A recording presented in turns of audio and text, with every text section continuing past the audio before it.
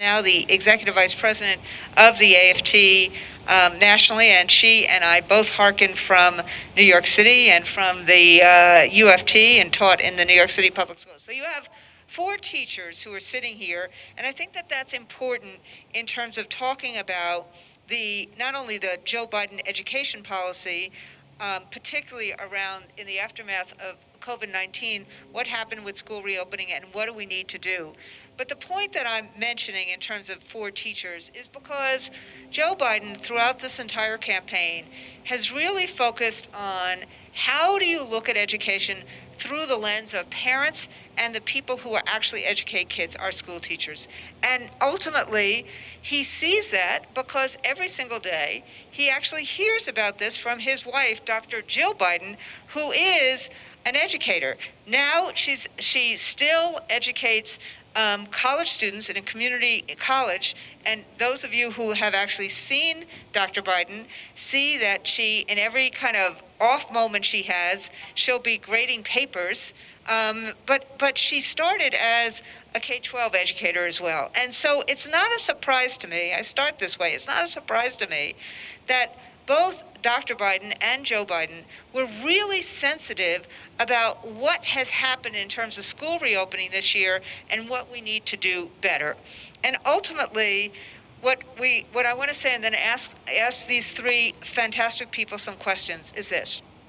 I sat on the Biden-Sanders Joint Task Force in terms of when Joe, and this is what I love about Joe Biden, he listens. I found that throughout the administration, the Obama-Biden administration, Joe Biden was our go-to person. He listens to people. He wants to understand what the experts are saying about how to make things better. And you could see that in the Biden-Sanders task force, which came up with a great education policy. Yes, building on what both Biden, Bernie Sanders, Elizabeth Warren had done.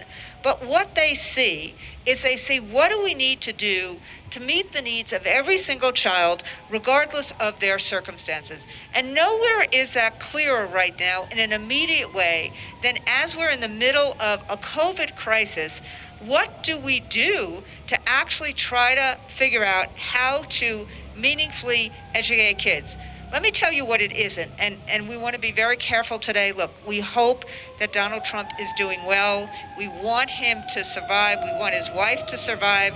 We want everyone who got COVID, evidently, in his ceremony where he announced who he wanted to nominate for the Supreme Court justice, where they weren't wearing masks, they weren't social distancing.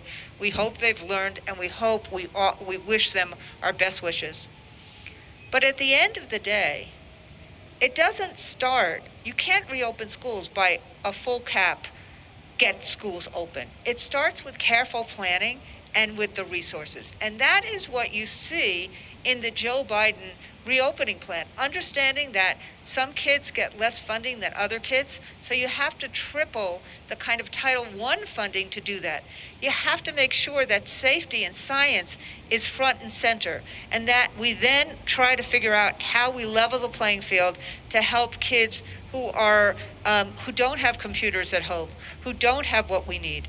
And so I'm going to actually start with Kevin, because Kevin is on the ground. He is in a school. He has watched the kind of patchwork response we've had from the federal government right now with no guidance and no resources. So Kevin, tell us a little bit about, and I'll get my papers after you start speaking, tell us a little bit about what school reopening was like this year in Douglas County and what you think we need to do it better. Thank you, President Weingarten.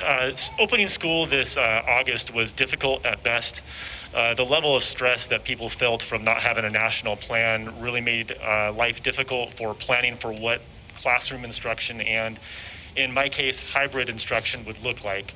We have 50% of the students 4 days a week, 100% of the students on Fridays electronically, and we are responsible, staff is responsible for students whether they're physically in a building or not. There was no national plan to try to help drive what this would look like and how students wouldn't be impacted, how parents would be impacted. I believe the national, having a national plan, the Biden plan, would have provided us the ability to bring more students to schools, because we would have been able to provide more individuals to provide the education that we know students need. But equally as important with the education, we need to look out for the social emotional piece for students. And by not having a national plan, we did not have a plan in place, a system in place to take care of the needs of students who already have individual education plans. Unfortunately, some students are kind of being left out of the instruction that is going on presently in the classroom and online. Were we to have had a national plan, teachers would have had more time to prepare. We didn't have a direct, foundationally based instruction for what to do for students who struggle with the hybrid learning environment, and also for staff that have not been exposed to the hybrid learning environment long term. So as we move forward, we are looking a couple months into the future, and at this time we don't know what things are going to look like after December, let alone with the election. The election obviously is paramount right now for what we need to be paying attention to, but we don't have a plan for post-December. And not knowing that creates a lot of stress, a lot of unknown for families, for communities, for teachers, for non-teachers in buildings, for everyone in a community. I mean, this is a collaborative effort, and without a national plan, without collaboration between the national and state levels, you are left with scrambling individuals. In Colorado, we have over 180 school districts that could be spending their time more productively focusing on the needs of their community versus trying to develop something that has not been provided to us nationally. Thank you, Kevin. I think, I started with a classroom teacher right now because that's what's really going on. And what the Biden-Harris plan does, and this is what I love about Joe Biden, he actually tries to get the context right.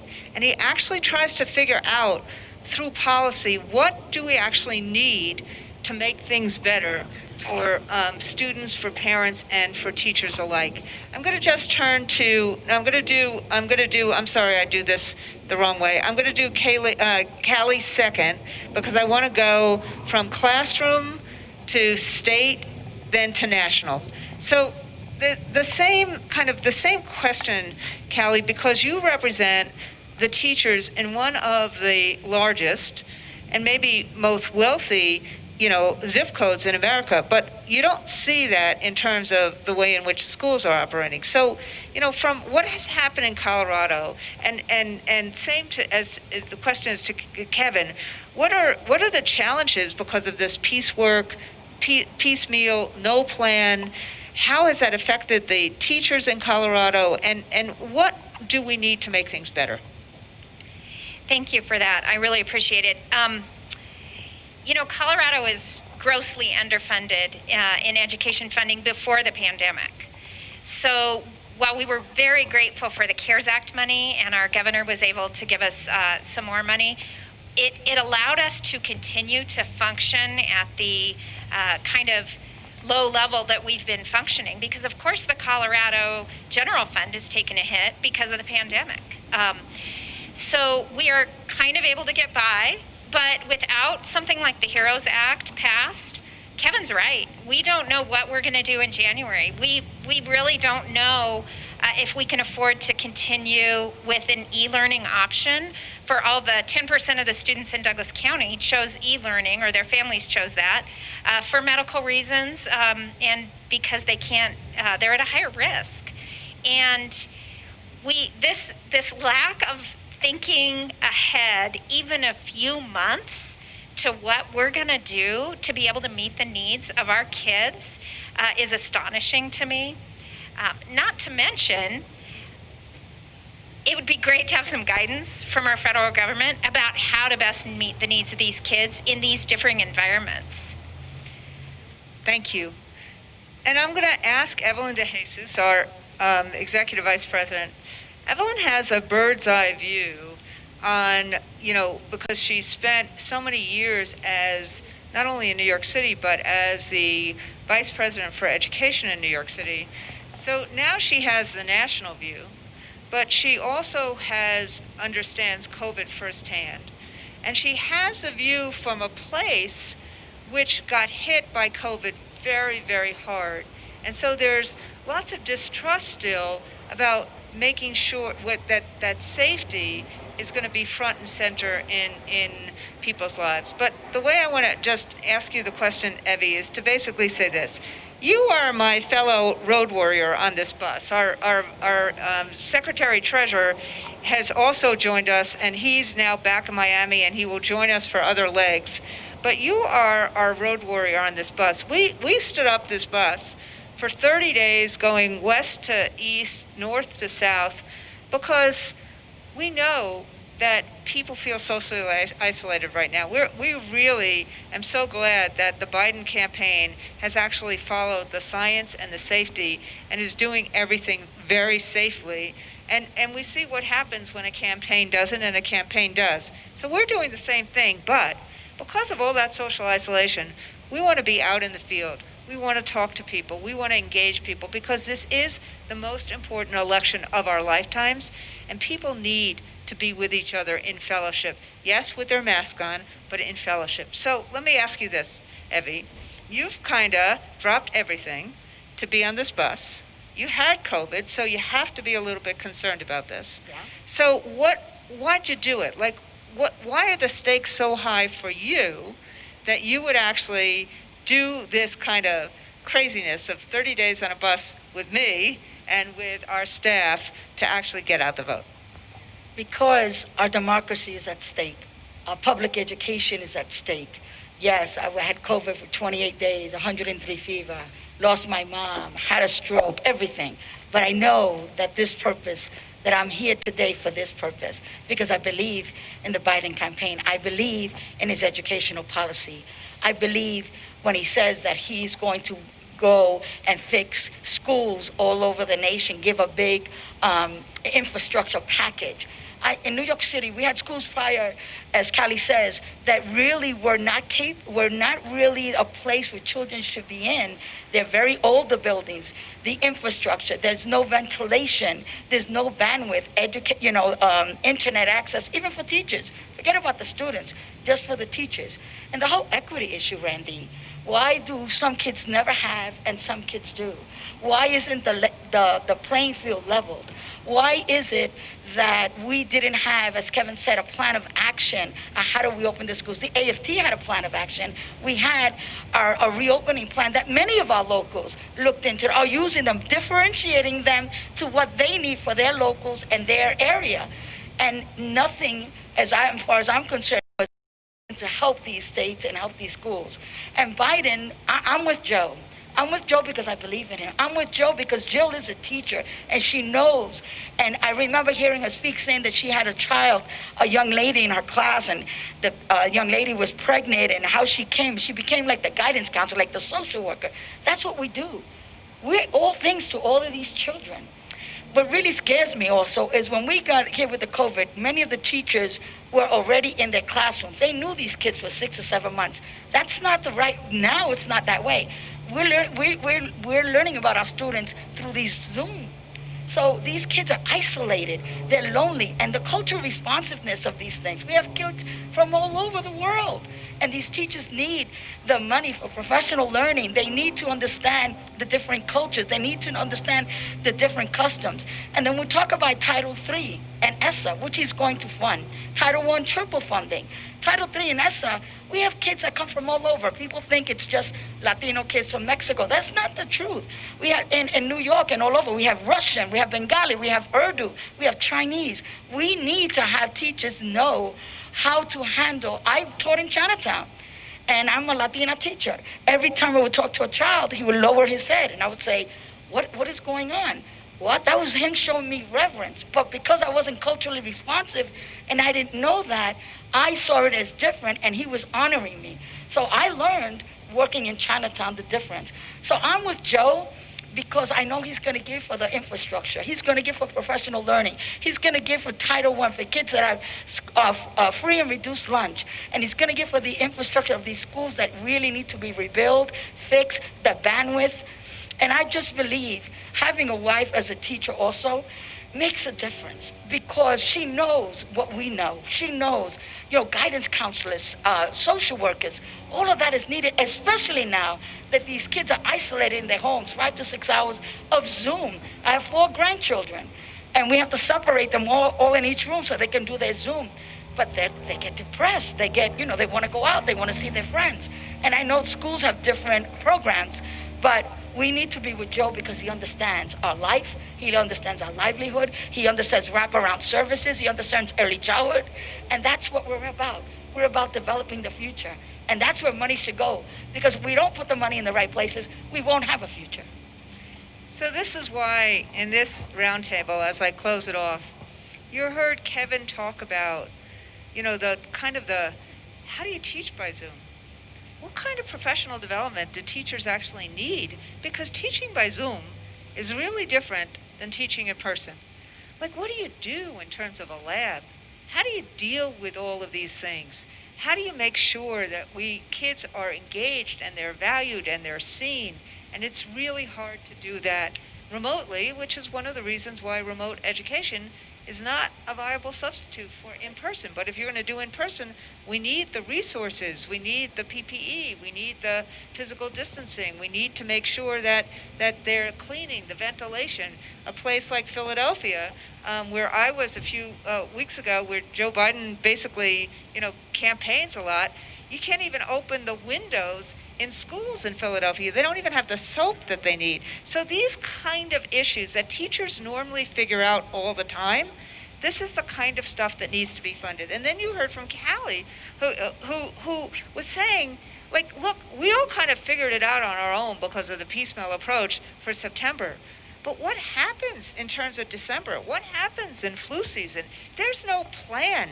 There's no, and everyone is exhausted trying to figure it out on their own. We need a president and a secretary of education who's going to help us create a plan. And that is what Joe Biden and Jill Biden and Kamala Harris have promised us. And then the last thing is what Evie just said, which is about just all of the different contexts that you have, all of the different students. Every single student is worth our investment. Every single one, regardless of the zip code.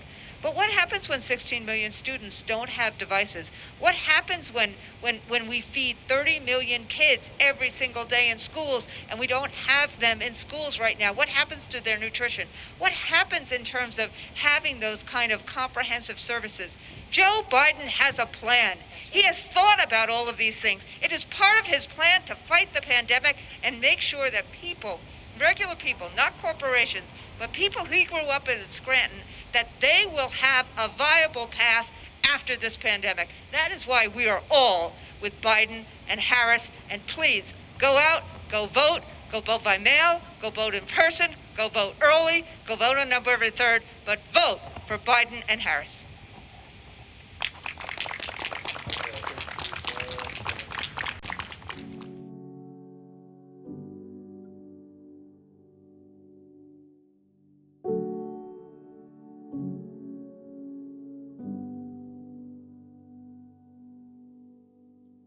The current president has cloaked American darkness for much too long. We'll build a wall. Too much anger, too much fear, too much division. Here and now, I give you my word. If you entrust me with the presidency, I will draw on the best of us, not the worst. I will be an ally of the light, not the darkness.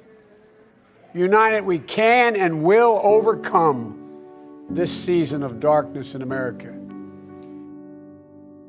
Look who's here. Put me on, will you? Okay, we're putting you on. Me? You are now our endorsed candidate for the American Federation of Teachers for president, and we will do everything we can to get you elected. What you bring at this moment of time is what a nation needs in terms of the empathy, the understanding, the caring about people. Look at the damage that has been done just since March by this president not dealing with this pandemic. We're testing everybody that we need to test, and we're finding very little problem. I mean, view this the same as the flu, and we'll essentially have a flu shot for this in a fairly quick manner. Because when they disrespect me, they're disrespecting our government. We are doing a job the likes of which has never been done before. Children obviously have a very strong immune system. They seem to be able to fight it off and not have a problem. If the school is closed, the money should follow the student to public, private, charter, religious, or home school. They are dying. That's true. And it is what it is. So we can't just go back to the way things were. We have to build back better. That means tripling funding for Title I schools, giving raises to the teachers that deserve it. We're going to double the number of school psychologists and counselors and nurses and social workers in schools. We badly need them, especially now. If you're a parent struggling with your child's remote learning, or you're a teacher struggling on the other side of that screen, you know what we're doing right now is not working. Understand something this president hasn't from the beginning. We will never get our economy back on track. We will never get our kids safely back in schools. We'll never have our lives back until we deal with this virus. This is our moment. This is our mission. May history be able to say that the end of this chapter of American darkness began here tonight